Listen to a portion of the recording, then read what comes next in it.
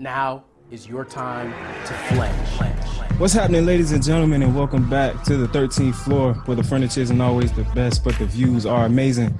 I am your moderator, B. Jones, and today we're going to be getting into some financial fledging. Art's going to be leading that discussion for us today, and we also going to jump into this Colin Kaepernick, Michael Vick situation, man. The guys are going to get their take on that. But before we get too deep into this thing, man, I'm going to go ahead and introduce my fellas. J Days, T.I., what's going on? Hey, what's going on, baby? How we living today? There's a few different ways I can answer that question, but for the podcast, say I'm optimistic, most optimistic. Yeah, less than highly favored. Less than highly favored. There it is.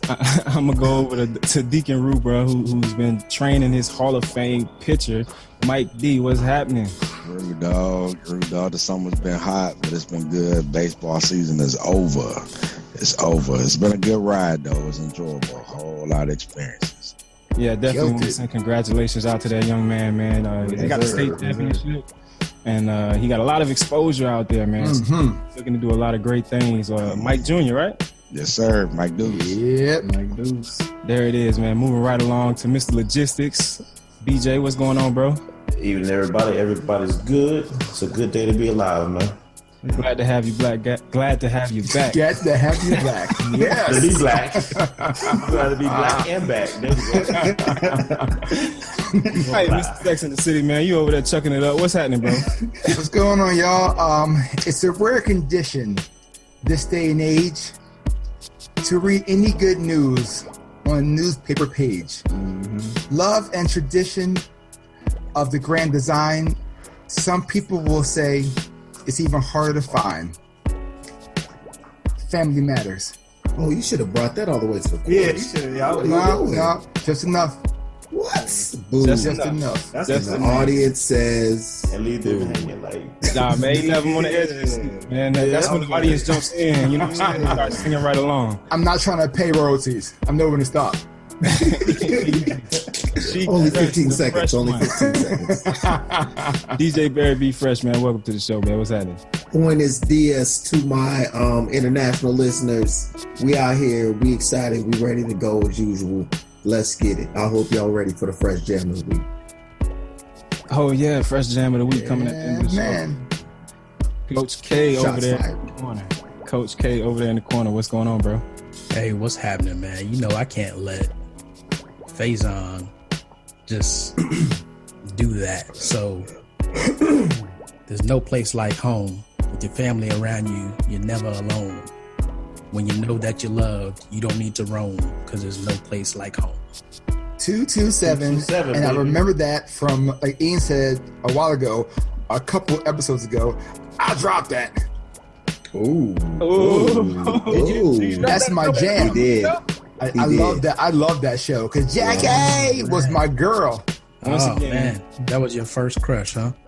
Jackie. Oh yeah, I was like, I was young. That was Hey, Brett. Jackie was everybody's first crush. I was about to say, I was with Jack A too. Yes, I was Brett, definitely Brett with and Jack JD A. don't have no Yes. idea what's going on right now. We're going to skip over all of that. For you youngsters, it was T and Tamara's mama on Sister. There you go. Bow. Oh. There you go. Man, it was before she had the twins. Yeah, way before. Okay. But it came right after Mary and the Jeffersons. She got her own show. That's where it all started went. So it all connected. Back then, people were on the same shows and it was big connection. And it kind of all, awesome. now it's all spread. Yeah. Stop asking things. Actually, it wasn't really. Not in the same time, but you knew. Only people. There's only black actors Those are recycled. the only black actors Yeah, it's like those Spike Lee movies, man. How you over use and over again. Yeah, same actors. Oh man, that's good stuff. I Carol, don't know, what's man. going on, man? I think Spike used to sign people to a contract or something. Like, you got to do this many movies for me. That makes sense. You think he was holding on tight to him? I Oh, think yeah.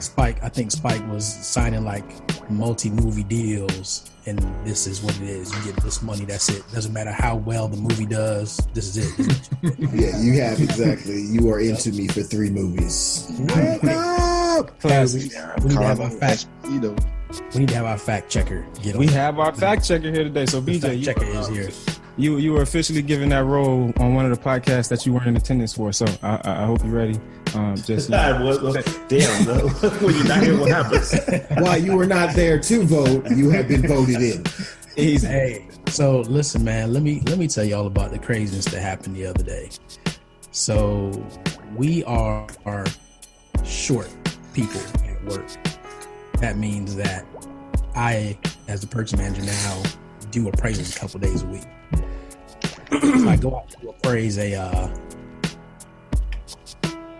RX-8, terrible vehicle. The Really? remake. Anyway, Oh. yes. Yeah, that's that like rotary motor or something. Yeah, those are Yeah, two cylinders.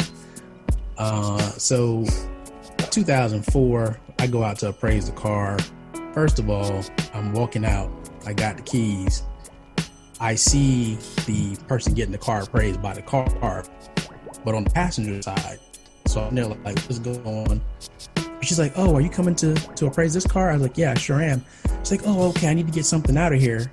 But she's on the passenger side. So I unlock the door and her son gets out. You So I'm didn't sitting see her there. in the car So- before? Well, he's small. He's in the passenger seat. He had to be like maybe 8, 9 years old. Okay. I wasn't in the car yet. I'm not at the car. Okay. But I'm trying to figure out why she couldn't get her son out the car before.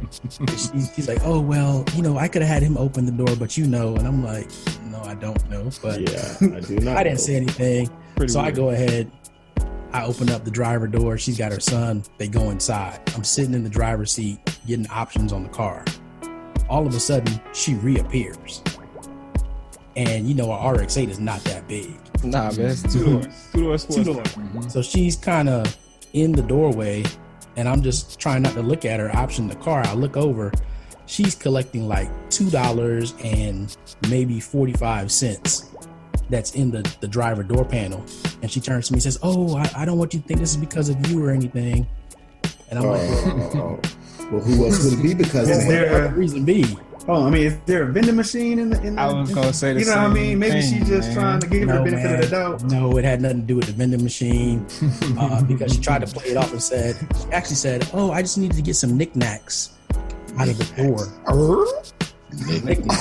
That's what we're calling change nowadays. Paddywhack, baby. So she tried to lead me astray and say, oh, well, I don't know if he's going to need the registration. And I'm like, well, he's already put the appraisal in, so he doesn't need your registration. But anyway, so she gets, and it's not like, 2 quarters and 2 dimes. It's like nickels and stuff like that. So 60 pennies. So what do you all think? What do you guys think I did? I mean, out of customer I can't service, I imagine. think you just, let it ride. This is your place of employment. Well, okay, all right. Customer service. Okay, I'm with you, but Now, I so, don't know if you let that ride. now, like that's what I'm saying. It's the place of employment, so it's only you can only go so far with it. And I mean, I've encountered some of these situations. Right. It's crazy though. I'm gonna let you go ahead and end the story, but it's crazy how these people come in and put themselves in this situation, not understanding that you are affecting the person that is about to give you a dollar amount for your vehicle. I just want you guys to think about that. The next time you go to a place where you're going to get your vehicle appraised, think about how you're treating that person that is going to give you that amount for that vehicle. Go ahead, Kay. So I see what's going on. I reached in my pocket because I had $1 in my pocket, and I said, ma'am, I'm slightly blessed and I'm lucky to, have the job that I do. So you look like you're really trying to gather all that. So here's another $1. Let me contribute to your cause. And, Yes. just No make better sure, way. just make sure you pay it forward in the future. And she just looked at me, and then she took my $1 and walked off. I like that, man. What could she took the do? dollar, though, but she What took could the dollar, she? though. She had to. She had to. At that point in time, she had no option. I like that for several reasons, man. Not only was it like nice, nasty, like Claire Huxtable, nice, nasty, like you didn't let her off the hook. You know what I'm saying? So like now, Couldn't, man. the next time she has an interaction like this, she's gonna think twice about how she deals with it. And I was talking to my brother about a similar situation, about how you can't let people off the hook with these type of situations these days, man. Couldn't do it. And then, I hit 15 years on, what was that, July 3rd? Right. So, you know me, I've been telling everybody 15 years, it's been a good run. So, You at the point where it's gonna take a mountain to move before they get rid of you. Well, I don't know about all that. Let's not say all of that. We do have some people that work at our place of employment that listen to this podcast. So That's fair. We don't want to put a challenge out there. Well, there it is, man. Let's move this thing right along, man. We were dealing with this Colin Kaepernick, Michael Vick situation earlier in the week, and I know it's kind of been passed or whatever, but I couldn't let it go, man, just because of the profound effect that I think it will have on the listener base. So for those on the call, as well as that might be listening, right now, you had Michael Vick come on some sports show during the week. He was talking about different athletes. He talked about Zeke Elliott for a little bit. Then they got on the subject of Colin Kaepernick. And as you know, we've spoken about Colin Kaepernick on the show before and how he hasn't had the platform to do some of the things that he does and have the impact that he might want it to have on the league. So Mike Vick comes on the show. They get on the subject of Colin Kaepernick not being on the football team right now because he's still a free agent. And Mike Vick proceeds to say that the main reason that Colin Kaepernick hasn't been picked up yet, it has more so to do with his play on the field than it does his actual, I guess, the political stand that he takes. And he thinks that in order for him to get back on the field, he needs to adjust his image, so cut his hair.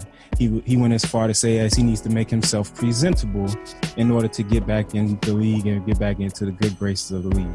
Colin Kaepernick, took that and hit him with the, Stockholm Syndrome tweet to respond to that, which we all may or may not know, but that's basically where you identify with or have empathy or sympathy with that person that may have abused you for some time.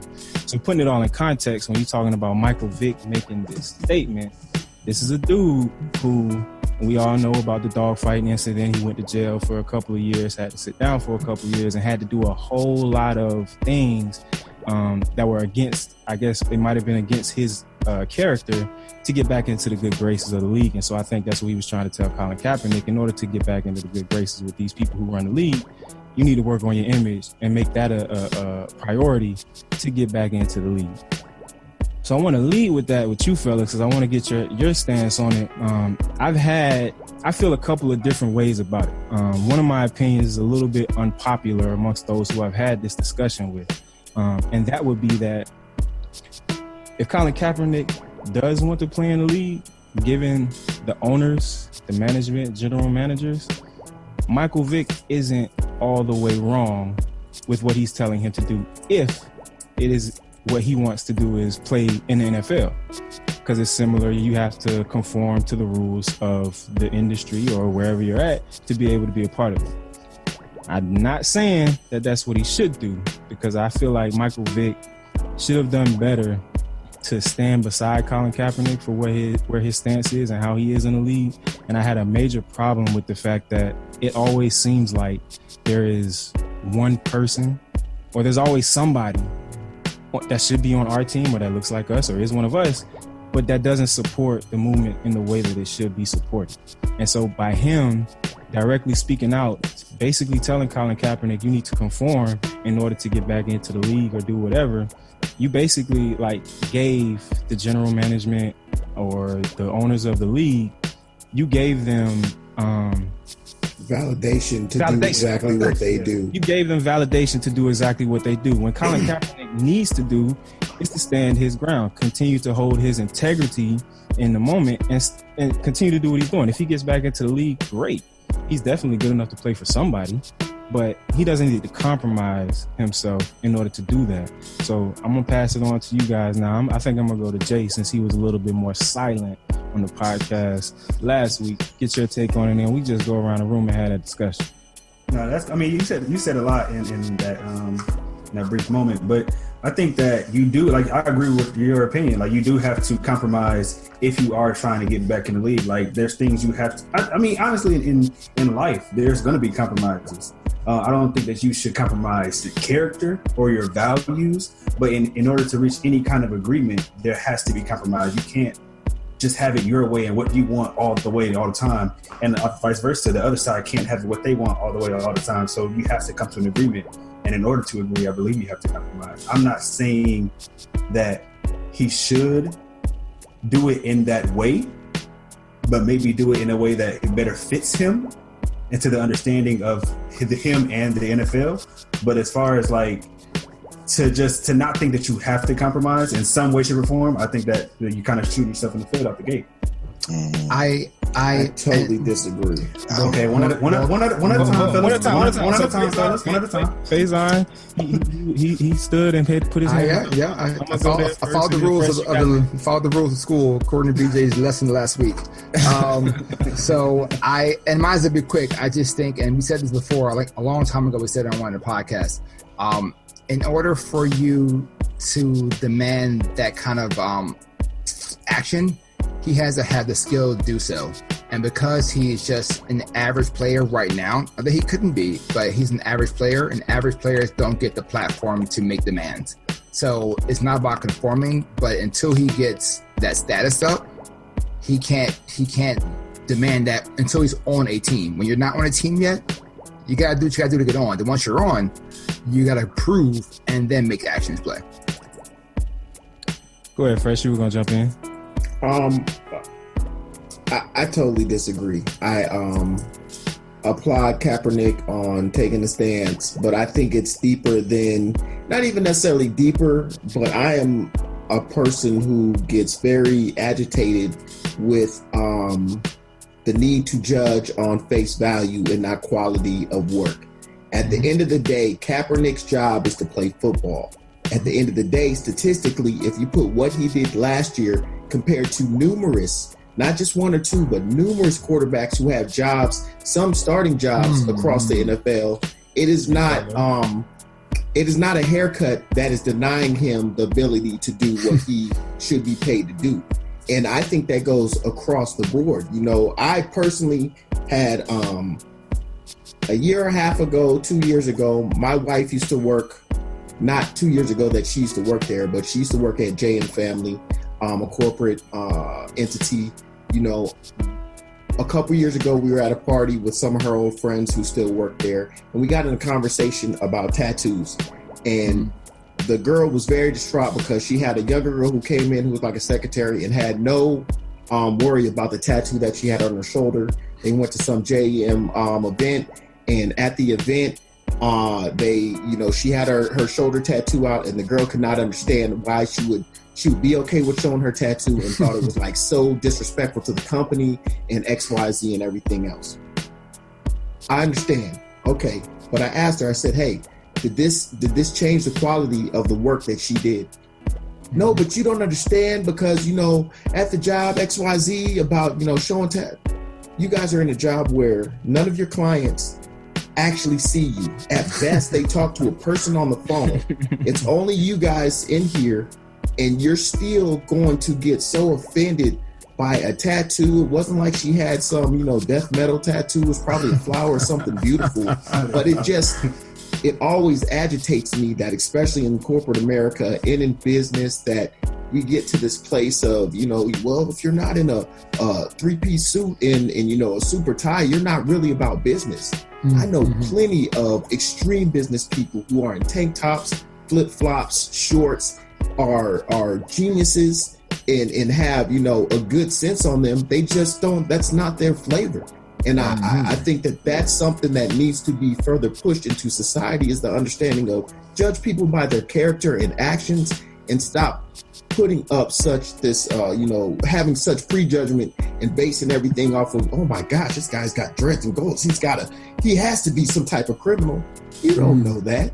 Right. This man, just because of where someone grew up and what they decided to like and what made them the person that they are, does not automatically categorize them in any negative light until they decide to put themselves in and show that character. It's just unjust and unfair to me on past the scale of black and white. It's just like, as human beings, we need to stop doing it. It doesn't matter if it's the golden dreads or it's the, white rocker guy or the goth guy. It doesn't matter. I think that Colin Kaepernick's haircut is not going to change his ability to play ball. I understand in the eyes of, super corporate who feel that you have to have this certain look, but at the end of the day, his job is to play football. If he plays we're football, not talking about the stance. I thought we were talking about the stance. The problem was the haircut? So haircut. Michael Vick was saying Yeah. that he needs to change his image. He needs to start with a haircut, and clean up the way he looks, and that I retract my statement. I was focusing on the stance, not the haircut. So I don't think that he should conform at all. I think that, like I said, there's a difference between conforming and compromise, in my opinion. And go ahead, Kay. I think we're missing what Mike Vick's whole goal was, and I really haven't heard anybody talk about this.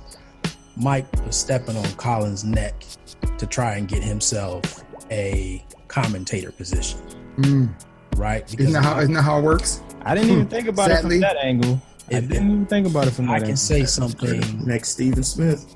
about a guy like this that everybody in the league feels some kind of way about. I'm going to gain favor with owners. I'm going to gain favor with the networks, and somebody's going to extend an invitation to me to be a coach. Oh yeah, But Because that I am knows out of what a the job. clean cut guy is. I am out of a job next season. I don't that's who he is, though, because when Michael Vick got into that trouble with the dogs and everything, he did a whole lot. He changed everything. He basically did what he needed to do to get back into the league. And what people, I don't think, are realizing when he's talking to Colin Kaepernick, that's the place that he's talking from, because he wanted to play football and he was trying to do whatever it took to As play Shannon football. Sharp said, that's a total different look. What Michael Vick did in killing dogs and running this, ring of dog killing is totally different than trying to make a civil rights statement of, just like Shannon said, the disproportionate way that brown brothers and sisters are being executed at the end of the day in comparison to how they're supposed to be represented in our nation. That's the only thing that is like, what I understand where you're coming from. And yeah, if Colin Kaepernick had slapped somebody or done something stupid, punched his wife in the face and knocked her out in the elevator, yes, I understand, brother. You might need to think about, change your image and look into, be something else. But when it's like, man, you're standing up for an injustice that, especially people in that realm, where are our where are our civil rights activists right now? Where are the people who are leading, those types of conversations? They're lost. And to have somebody who, when Kaepernick did it, it was on the cusp of him, just having his Super Bowl season, and he was still a topic of conversation, even though his play had started to go down. He still was a noted figure, and it made an impact. And I respect the fact that he took that stance. And there's no way that I think that cutting hair is going to change the fact that they are still looking at him like, oh no, he's the dirty seed. I don't know if you guys just heard. In Israel or somewhere else that for basketball, there's a basketball league, and one of the owners of the basketball league started talking about how you cannot have more than 3 black people on your team because they'll form a gang and it will go crazy. Like the craziest conversation I ever heard. Happened again. Didn't someone else say that? Didn't that happened in NBA? You're talking about Wasn't there a Sterling. coach? You're talking about Sterling. Sterling just said that he didn't want Magic Johnson. No. Somebody said, one of the coaches said that to LeBron James, that you're their gang. And LeBron got pretty upset talking about his No, he said they're a posse. He said, no, him and his posse. He didn't say it like that. He didn't say it in the same context that this guy was saying. 100%, if you have more than 3 black players on your team, they will band together and it will create an issue like a gang. Hey, listen, let's not act like when we all went to school, if we set foot off campus and there were 3 to 4 of us together, like we weren't getting stopped by the police asking us where we were going, what we were doing. I got stopped right outside of my own home in Coral Gables one day. Yes. Right. Wow. I believe it. Yeah. I've been stopped. You didn't grow up that way, times. Sex in the City. BFBG, And this baby. is why we have 7 different opinions on great topics. Yeah. So going back to the fact that he even made that statement, this is the thing that bothered me the most about it. And I think I talked about it when we just introduced this topic. But why isn't it the case where Michael Vick and others in the league, because I think Colin Kaepernick's stance could be the building blocks of something much, much greater, especially for the NFL players, if they all got behind him. Because as we already stated, he's not the guy that can lead the charge, but he's the guy that can spark the spark. You know what I'm saying? Why isn't it the case where somebody who was in a similar situation, not even similar, who was in a situation where he was basically ostracized by the league, pushed by the wayside, and had to conform and do everything else to get back into the league. But knowing what he had to give up, you know what I'm saying? Like, maybe I might be reading into it too deeply, but having to give up so much of yourself to conform to the owners and the management of the league to be able to play football, a game that you love so much. I know that had to take a toll on him mentally over that course of time. Why not? Michael Vick, yes. From when he had to come in, he had to cut his hair. He had to, play for the team. Because this is all I know. All I know is football. Right. That's how I grew up doing. This is all I know. If I don't have this, I don't have anything. So I will sacrifice whatever I need to in order to be out there on the field. And that's Michael Vick, but Michael Vick is an even more extreme case because of how great that he was. That exactly what Carol's saying. That his whole, I would do anything, sir, to be able to play the foosball again. Exactly. You know what I mean? Like, there is no that. When you go from being all your life praised, you can do no wrong. Do you know what that felt like for him to go from that superstar status to all of a sudden, just because one of your homeboys slipped up or some stupid crap, now you are America's like, Most Wanted? Yeah, like the high to the low that he had to have felt in the moments in jail. Like, I know he is broken. He has been broken. 100%. And I think. Go ahead, Mike. And I think he genuinely was trying to help. I mean, I think he felt like, from my perspective, this is what I had to do. So if you want to get paid, this is what you're going to have to do. Mm-hmm. I thought that too. I felt like he maybe could have like elaborated a little bit more. I mean, I didn't really hear the interview, so maybe he could have went into better depth and better explained himself. But I got that vibe too, Mike. He needed to shut his mouth. He needed to shut his mouth, man. That's all I got to say on that. It's to me though. There's no comparison, because while I understand in Vic's head what his thought process was, what you guys did are two total different countries. Like, it's foolish to try to put your act in the issues that you faced in the same room of what he did. So we got to be careful, because I don't think that that's necessarily the case. I don't think he's trying to compare him fighting dogs to Colin Kaepernick taking a stance on social injustice. All I think he was really focused on is what you need to do to be able to get back into this game, if that's what you truly want to do.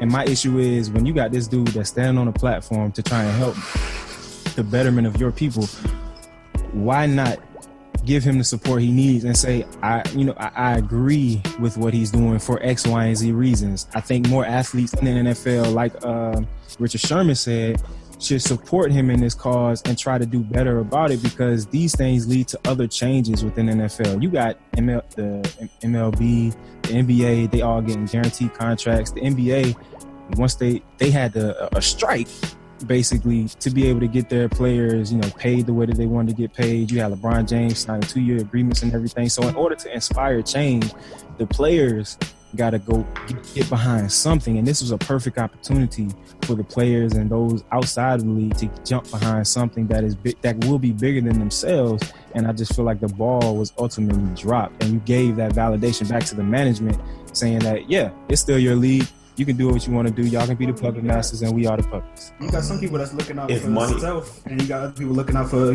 for the people. You know what I mean? If you want to look at it like that, everybody doesn't have the same value system. Everybody doesn't have the same views on life. So if Mike Vick don't necessarily share the same opinions as Colin Kaepernick, then he did what he did because that's who he is. But also, I feel the football players do not feel that they are going to have enough of an impact that, rising. They don't understand that if they did rise behind him, the impact it could make at the end of the day. They feel that they are too. Look, I play football, bro. That's all I do. And I'm just trying to get a check. And I don't need, you know what I mean? Like, I don't need all of that trouble. I want to make sure I can still get here. I want to make sure, you need to have superstars be the catalyst of, the movement in order to make that true impact, as opposed to, Colin Kaepernick did his thing, but it's like, hey man, even people still will agree with him, but they do that silent agree of, oh yeah, I see what he did, but I'm not gonna, I'm here to play football. At the end of the day, man, I'm gonna play football. And then it's a different dynamic, because if you look at like an NBA team, it's not as many players. So they're a lot closer. Major League Baseball, they're together for a long period of time. So they start in February. They're spending almost every day with each other until October. The NFL locker room, you got some people on the offense that never have a conversation with people on the defense. So there's not the friendship bonds. There's not the relationship. There's not the, even though they talk about I die for my brother on the football field, that's about football. When football's over. Friendship ain't got nothing to do with that. It's about somebody actually taking a stand and believing that, forget, this is all I know. This is something I believe in. But if I speak up, I'm going to feel the consequence. And if that was the mentality that everybody had, take the whole civil rights movement. I mean, if you want to put it in perspective, if everybody had a mentality, what would today be like? Like, I think people just. Here's what I was going to say. Sell out, basically. Yeah, man. Go ahead.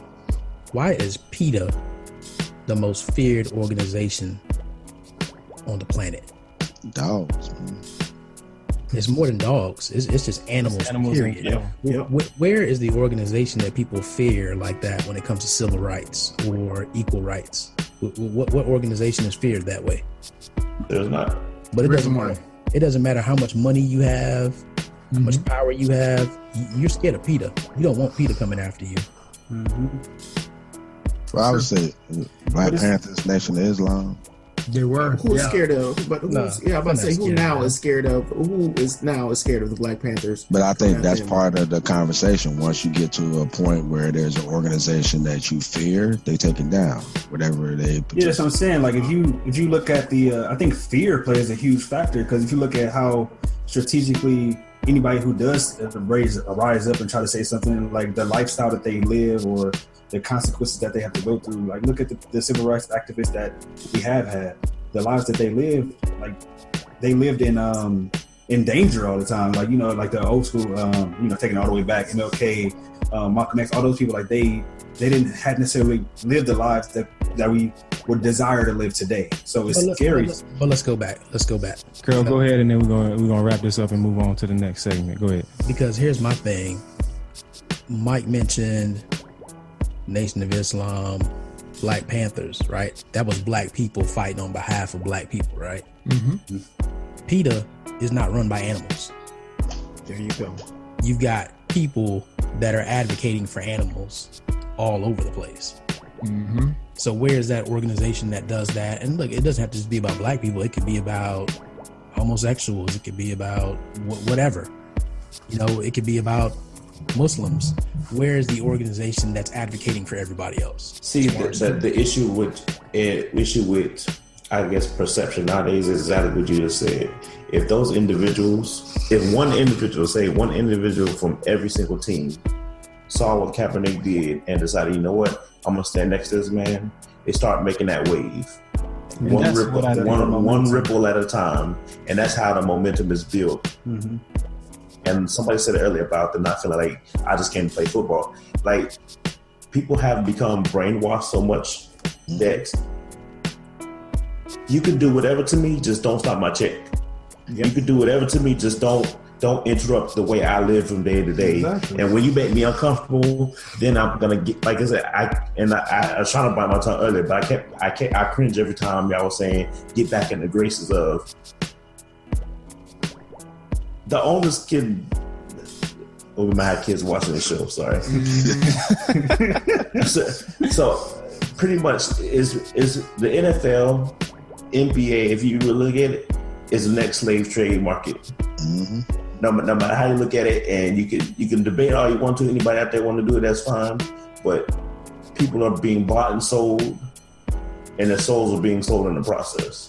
And until we have somebody, and we stand behind them when they do it, like Kaepernick, he didn't. And I don't follow this whole story. I didn't follow it all the way through, but I know the stories I did read was when he was out of work and still not being picked up.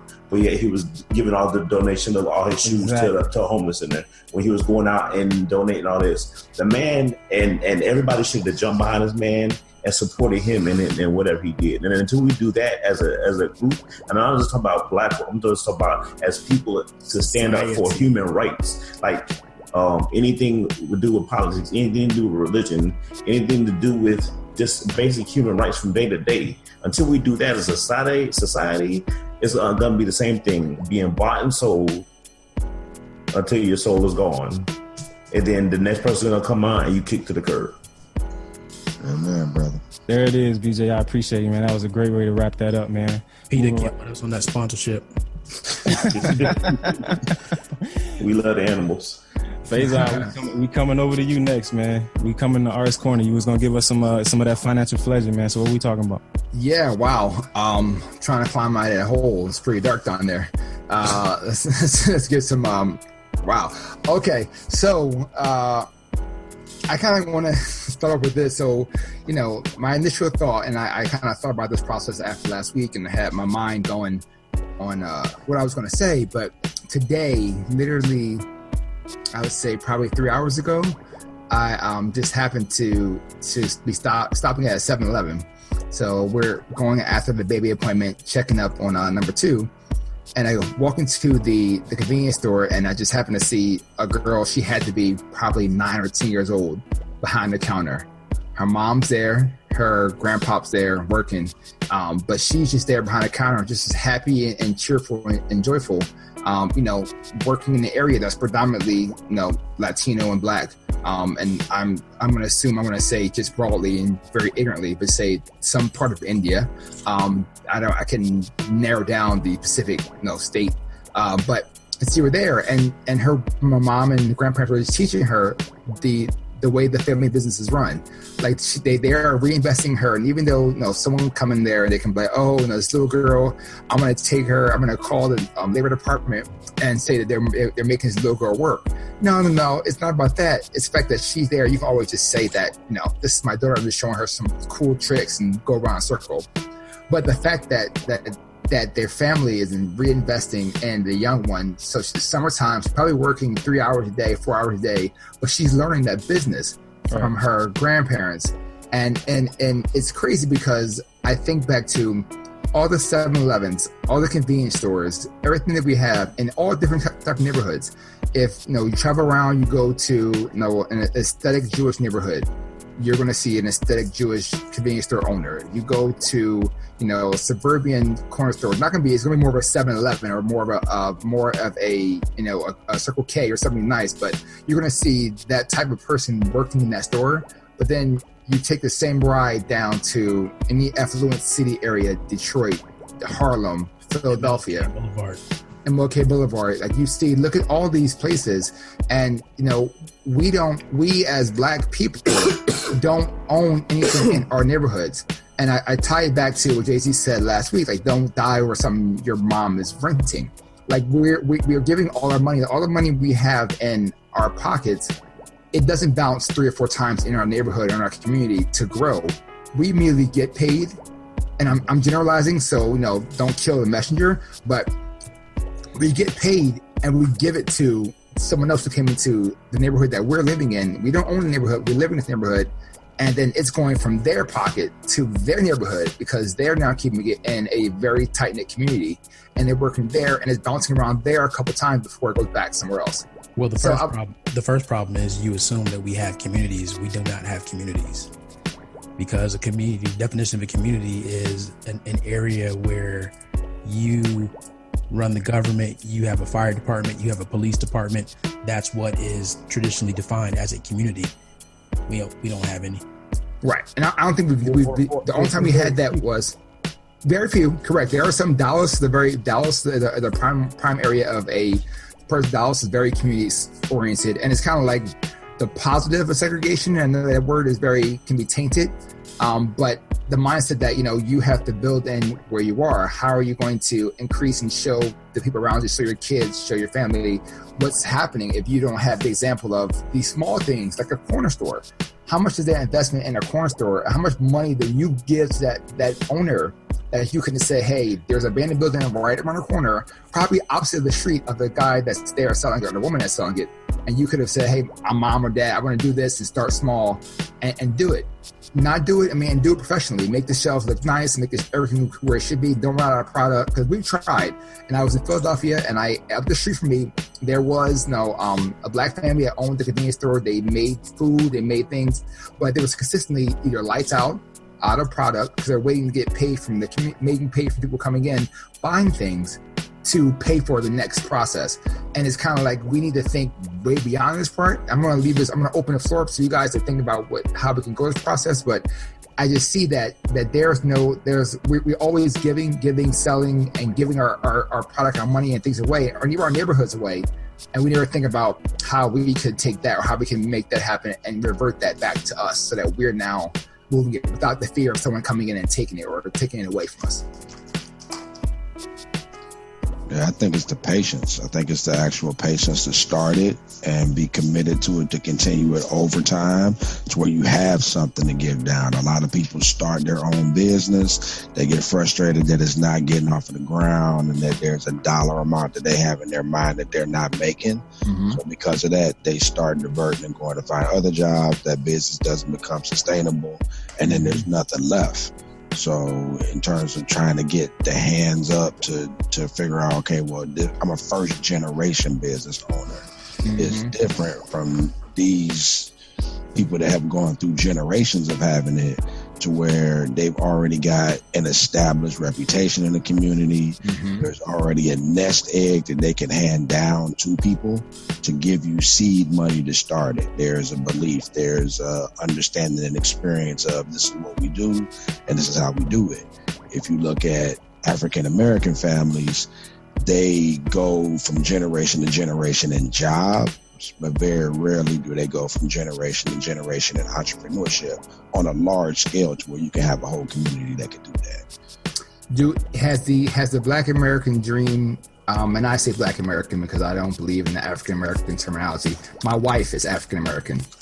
I'm Black American, but the mindset of the Black American dream, has that caused us not to think humbly and say, hey, I may be able to open this door, and all of my focus is to put my son or daughter through college. And when my son or daughter come back from college, either they're going to go on to be something bigger, or they're going to come back and expand this business somewhere else. Like this is how it starts. And I'm just wondering, has that dream that we had changed and ruined our mentality that we got to have the flashy, got to have this, got to have the spin. Can't hold on to that. We never had a dream. That's not the dream that we had.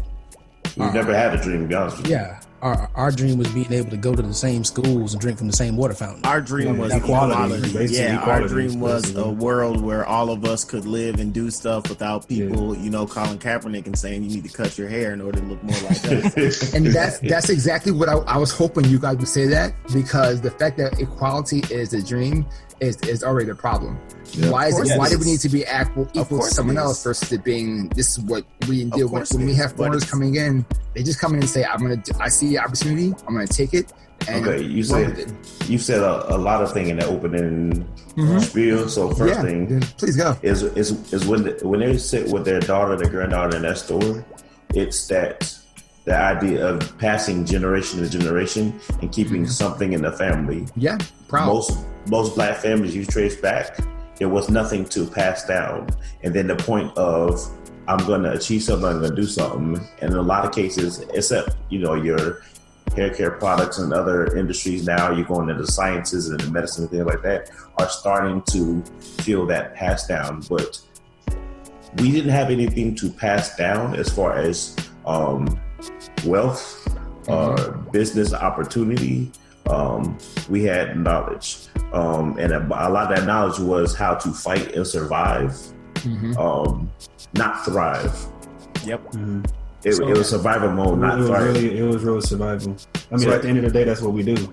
Correct. So when you look at that right there, that gives you the first definition of what you talk about when you talk about generational poverty. Mm-hmm. When you talk about generational poverty is, I don't know how to get there because I've never seen an example of it. So I don't know what to aspire to. Second thing you said is about the kids learning. Well, And this is the part of education as a whole that I have issues with as a whole, for no matter what race, what creed you're talking about. If you look at the educational system, what do most people do? Most people in the U.S. have gone to public school. You have the elite that have gone to private school, and like I say elite, but I mean the privilege, or they had the opportunity through scholarships later on based on whatever other things were out there. But the educational system was designed for the industrial age, when they needed workers to be able to read and write, to execute whatever orders they needed on a daily basis in the factories, and as business started taking off. Now, times are changing. We're in the information age, but the educational system has not changed. We don't teach kids to be entrepreneurs. We don't teach kids to be thinkers. We don't teach kids to go beyond the traditional. Barely teach kids life skills. Basically, we don't teach them how. We teach them how to go get a job. We don't teach them how to own. We don't do that. And that's the issue with there needs to be. They teach a standardized curriculum for you to pass a standardized test for you to live a standardized life. That's you're totally correct when it comes to education and books.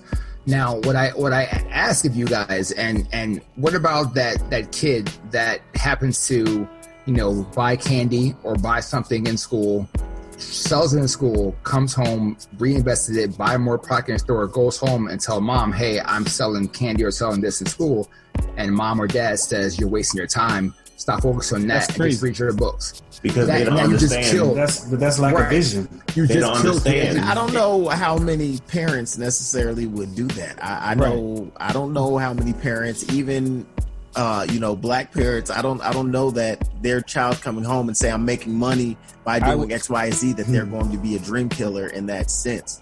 I do feel that the issue is it was access and understanding. We are just now getting to a point where we really understand and know how easy it is to start a business, and that you can create businesses out of anything and try to figure out stuff. And like Mike said, the patience is low. People don't understand that. There's a very small group that is starting to understand that. It is. Mm-hmm. It is. Well, there's I think that on a large scale, though, we all understand the access that we have. What we do with that access is a big issue. However, I think that the understanding of, wow, I can do, so many things just through the internet, and it doesn't matter if I'm in college or going to school for it. I can find different things on this, magic box is already a drop in the ripple, I don't even know if that's really widespread.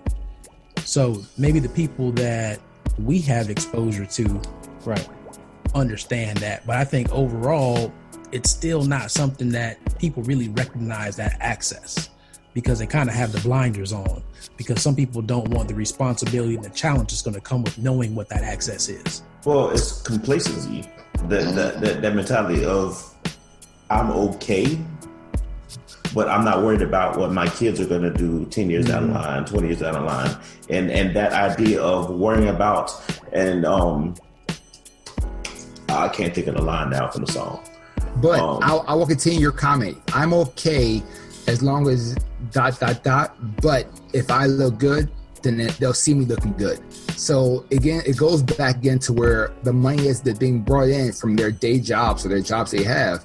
It's all about their outward flashing, and that's been passed down from generation to generation. Because we try to impress each other. That's the problem. Exactly. It's not about. Also, it was when we were back in the day, it was almost a sense of fake it till you make it, in the sense of the same Colin Kaepernick.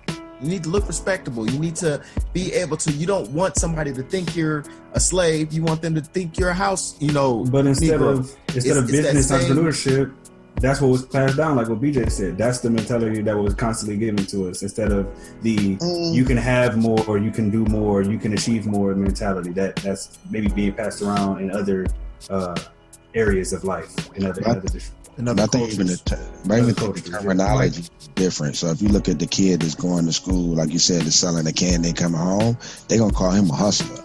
They're going to be like, you about making money. Like, he's not going to be called an entrepreneur. Mm-hmm. He's going to put a negative label on it, where he doesn't really want to aspire to grow up and say, well, what does your daddy do? Well, he a hustler.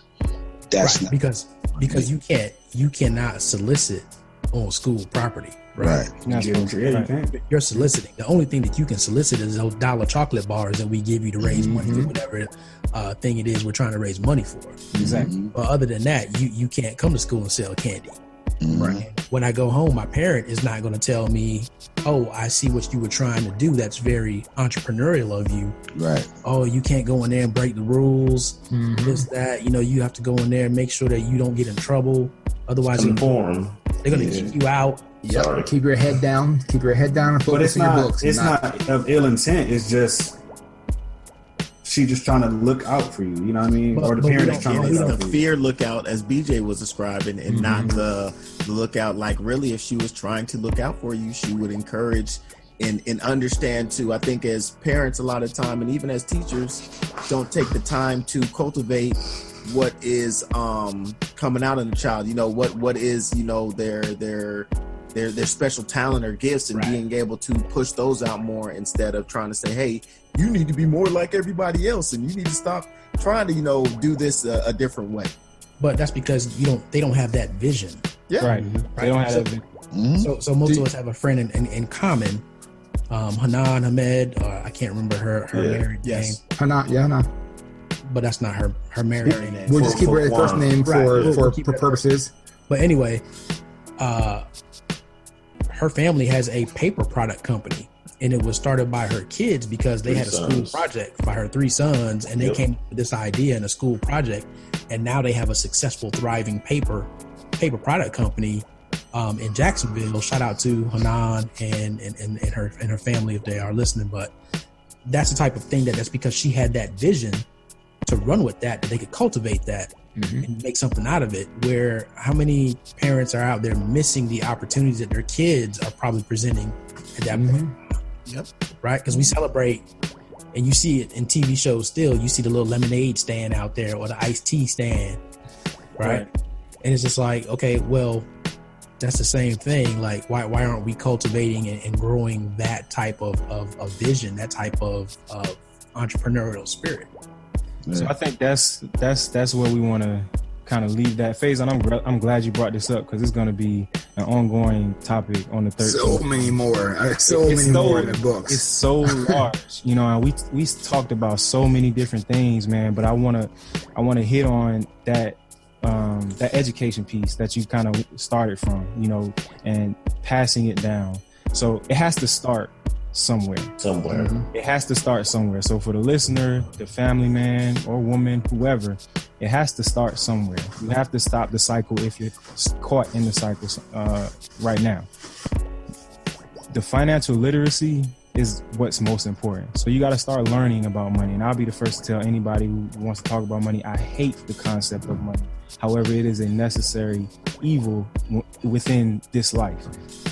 Once you start understanding what money is and how it works, then you can start to build from there. And these are things that, unfortunately, they are not taught in the right way in our school systems, not even in our college education system. So it has to be taught at home.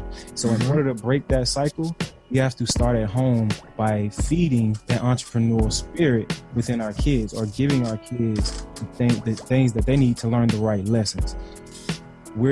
Some of us are at a position in our life where we are that person that is going to take our family to the next level. We are that person that is going to build that business or that entrepreneurship that is going to be able to be passed down to our sons and daughters, or is going to be able to employ our brothers, sisters, and cousins.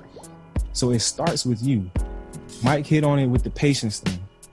You have to be patient, but you got to be steadfast. So when it comes to trying to build that legacy, as Jay-Z talked about on 444, trying to build that financial literacy and leadership so that you can lead your family, you got to realize that the cycle got to stop somewhere, and you got to start putting in that time and that work to educate yourself on how you can make these things happen. Because somebody else said it, I think it might have been Mike too, or no, I think it was Fresh, the nest eggs.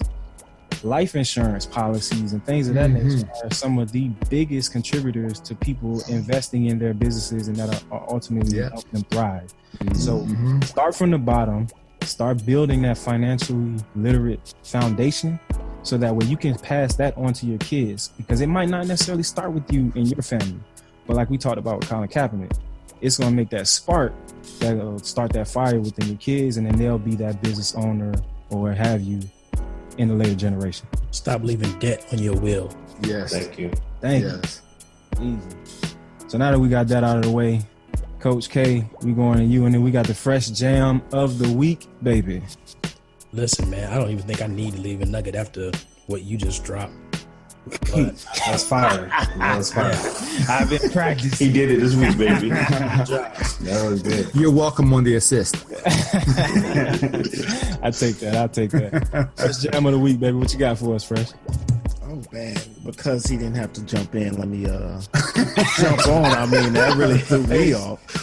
Let's buy some time here. Exactly. I need that little insert the little commercial right here, the Fledgeology commercial right here. But Fledgeology is brought to you by T-Floor. The t-shirt right there. The motivators at Fledgeology. You know, leap, grow, fly. Get you out of your comfort zone. While Fresh is getting ready with the fresh jam. Are you ready? we ready, baby. We ready. So go ahead, do your thing. But yeah, you know me, I like to keep it eclectic. This is a jam actually B Jones had hit me off with. I knew about it before B Jones hit me off with it, but however, I love today, you know, it was he brought it back to my memory. It just came out this summer. The song is called Meditation, something I think we all need to do, not just all of us at Fledgeology, but all of us as listeners, people in the world, everything, taking that time and moment to be able to get back to yourself and kind of, detox and clear your mind and all that good stuff. But it is by Goldlink, Jasmine Sullivan, and K Tronada. If you're not familiar with K Tronada, that dude, this joint is fire. Quick little visual. For all those that know Crew in the DC area, yes, this is that same dude that gave you Crew.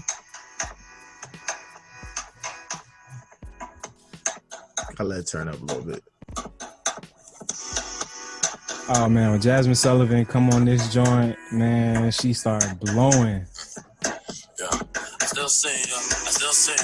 Just the beat, man. And it's crazy how those Afro beats. It sounds real West African right now. Real West Beats taking over, bro. Blame Drake. Blame Nigeria, but okay. Oh man, we gotta let it ride till we get to that Jasmine Sullivan part, dog. Oh, okay. We gotta. Yeah. Hey, while you're listening, man, make sure you check us out on Apple iTunes Podcast. You can find us on Google Play. We're on YouTube, Facebook, SoundCloud. Get connected with us. Subscribe to the show. Give us your comments. Let us know what we're doing right. Let us know what we're doing wrong. And tell us how much you appreciate being able to put a face to the voice. Oh, there she goes.